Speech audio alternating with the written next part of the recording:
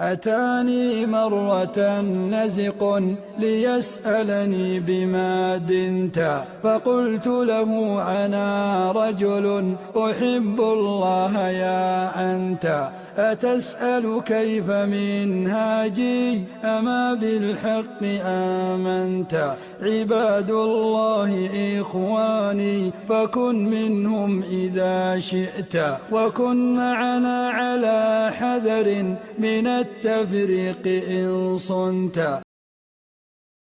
Especially year 12, as you're leaving the school by the end of this year, what is your vision?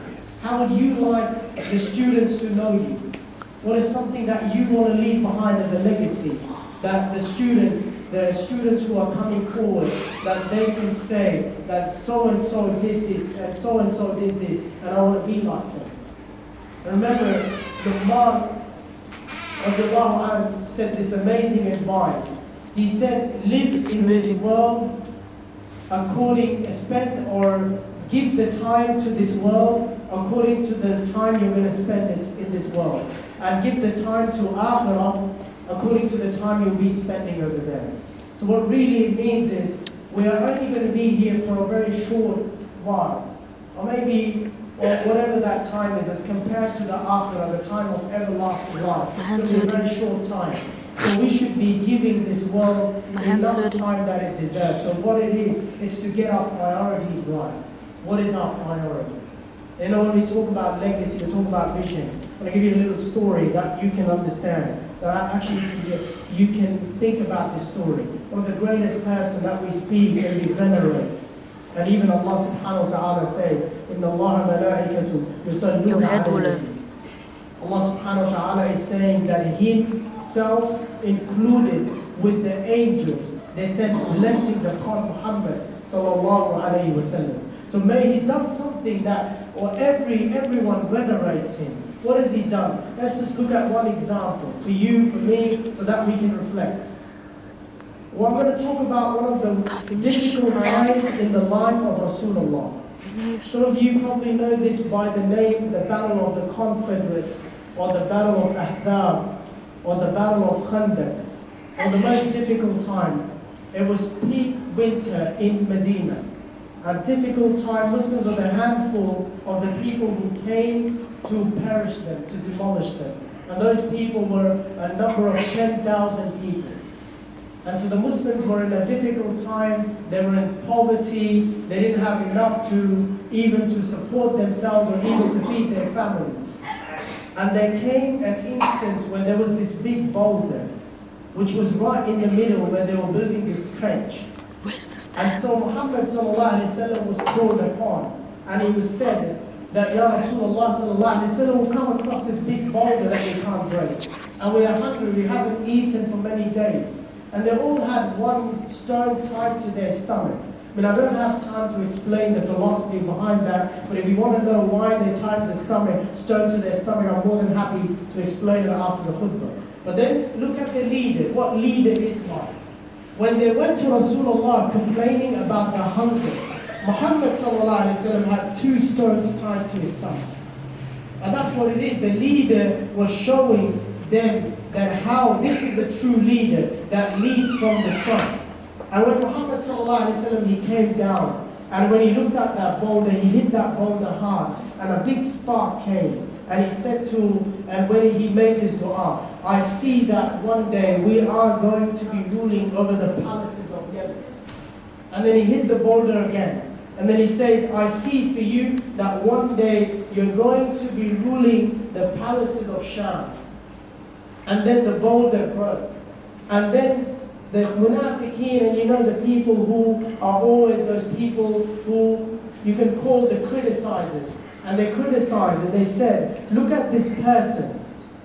We are standing over here, we don't even know if we're going to live another day. And he's telling them that these people will be ruling Yemen. Yemen was, if you don't know, it was one of the superpowers of that time. And also a place like Kisra, which is, we're talking about the Romans, and we're talking about the Persians, was a superpower. And they have been superpower for 19,000 years. And Islam has only been around for 15 years. since Muhammad sallallahu alaihi wasallam became a prophet. And he's telling them that one day you will rule over Yemen, that one day you rule over Persia, and that one day you're going to rule over Sham, which is today the Syria and Lebanon and Jordan and all the other places which are in that region. So he said you're going to be ruling those regions. And within 10 years of this vision, about 15 years, Muslims were ruling every place. And that was because of a man that we all know. And it was because of Allah subhanahu wa ta'ala, but it was a hard person who worked hard. Umar ibn Khattab radiallahu anhu. In his time, we saw all these three places within the regions of Islam. And that's the vision. And what is my vision? What is your vision?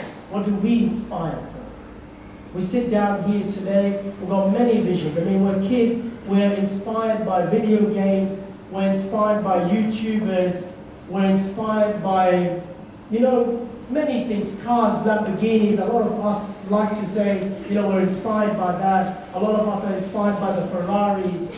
A lot of us are inspired by all these gadgets that we have. I mean, the little ones are inspired by the iPhones. That's a dream come true for them. And for the ones who have turned 17 and 18, you're inspired by their learner's license, or even the keys that you get to, and then the cars that you can drive after that. But is that what our vision should be? Or what is the true vision of a Muslim? And as a Muslim school, if I was to give you an example, that I come back to the saying of Luqman, well, live your life or spend the time in the dunya according to the time you'll be spending over here. If I was to tell you, 2 weeks ago I just arrived back from UAE, and I'm only prepared for 2 hours for the whole trip that I had to go overseas on a 14-hour flight. And for that, I only prepared for 2 hours. And for this khutbah, AIA khutbah, I've been preparing from 2018 January. I've been preparing hard for this khutbah. You're going to say your priorities are warped. For a khutbah of 15 minutes, you've been preparing for 1 year. And for a journey which was of 14 hours, you only prepared for 2 hours. It's exactly like that. What are we preparing for? Are we preparing for the lifetime? For what? We only give 2 hours or 3 hours of our life for the vision of our life, and for everything else which is not important in our lives, we are spending day out, day in. We're just spending hours upon that. And we don't worry about the true vision. And that's what the true vision is. أقول قولي هذا استغفر الله لي ولكم واستغفر الله إنه هو الغفور الرحيم.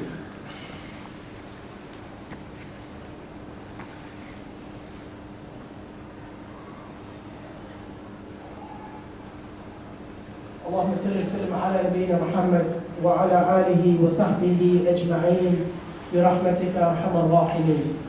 And I gave you a vision. I'd like to give you a story. I want you to live like this man who had a vision. We all have some visions in our life. We all want to get something.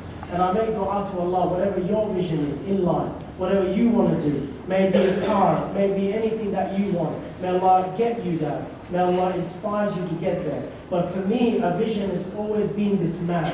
Wallahi, if Allah guides me to the right path, if only I was to be known by people that I am even 1% of this man, I think I have done more justice to my life. And this is none other than Umar ibn Khattab radiallahu anhu. We should all aspire to become like Muhammad sallallahu alaihi wasallam, but it doesn't mean that we can have any favorites. And within the Sahaba, this has always been my favorite. I mean, it's a man that Ibn Athir, rahimahullah ta'ala, says about this man, that if this man did not come to Islam, the most that could have happened to this man, that he would have died because of extreme consumption of alcohol, or if Allah was more generous to him, if he didn't become a Muslim, then he would just have become the leader of his own tribe. That was the most he could achieve. But wallahi, this man became the leader of Islam when he came to Islam. He was the 40th to become Muslim. Which number? The 40th to become Muslim. Now I'll give you a hadith. On the day of judgment, when everyone is waiting for their turn to be heard, the first man to go on the mizan, Rasulullah sallallahu alaihi wasallam said, it's Umar ibn al-Khattab radiallahu anhu. How long is the day of judgment? 50,000 years long. 50,000 years long.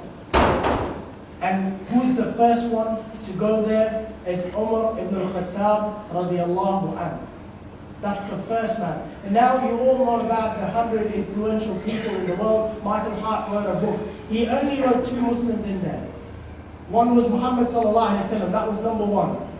And he wrote another one on the 51st number. The 51st influential Muslim that he wrote in his book was Umar ibn al-Khattab radiallahu anhu. And that's the man I speak about today. The man who gave us a vision. The man who gave us a government. The man who gave us a police system. The man who gave us a military system. The man who gave us the Centrelink system. The man who gave us everything, what we have today. The man who gave us Palestine.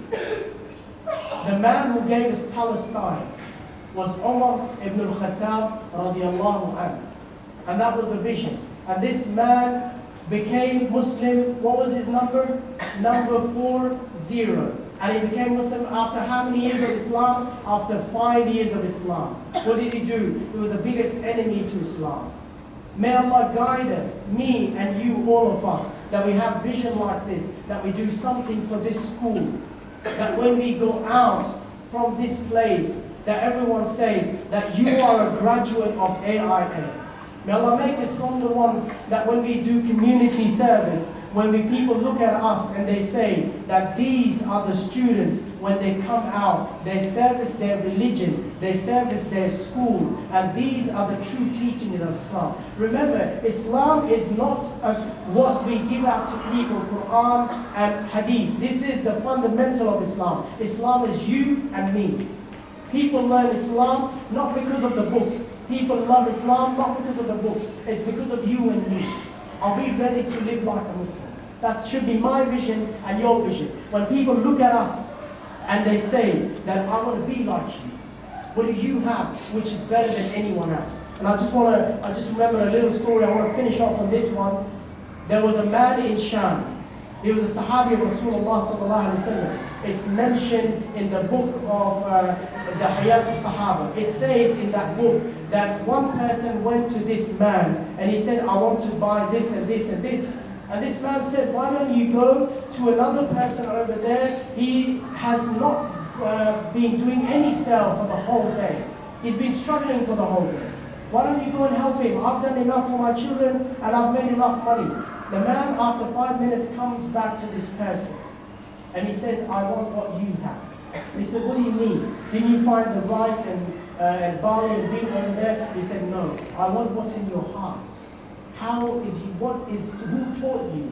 What are your teachings? I want that. So be that person, be that vision, that people do not judge you by whatever is happening out there in the media. People judge you by what the true value of this Islam is. Be the vision of this school. اللهم اهدنا فيمن هديت وعافنا فيمن عافيت وتولنا فيمن توليت وبارك لنا فيما اعطيت وقنا واصرف عنا بفضلك شر ما قضيت فانك تقضي بالحق ولا يقضى اليك وانه يذل من ولعت ولا يعز من عاديت تبارك ربنا وتعاليت.